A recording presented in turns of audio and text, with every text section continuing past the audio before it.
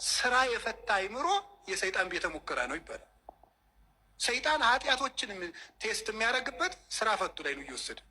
እንዲያውም ከሚሰራው ሰውዬ እያፈረ የሚመጣው ሰይጣን ሁሉ ወደዚያ ሰውዬ ነው እየሰበሰብ እና የሚሰራውን ሰውዬ የሚፈትነውን ሰይጣን የስራ ፈቱ ሰይጣን እስኪ ዞር ዞር ብዬ ልምጣ ብሎ ቀስቀስ ብሎ እንዲሁ ሲሄድ ከስራ የሚሰራው ሰውዬ ጋር የሚታገለውን ሲያገኝ ረዚያ ትልፋ የኔ ስራ ፈታለን አንሂድ ብሎ እንደ ድግስ ወደዚያ ዞት የሚሄድ ነው የሚመስለኝ ነው። እሺ እና የብሬን ነው የምነግራችሁ። መጽሐፈ መነኮሳት በእርግጥ ምን ይላል?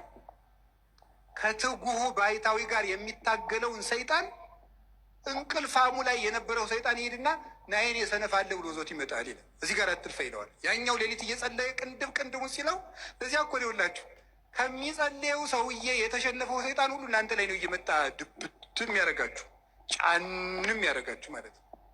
ስለዚህ እንደዚያ እንዳያደርጋችሁ ጊዜ ለስራ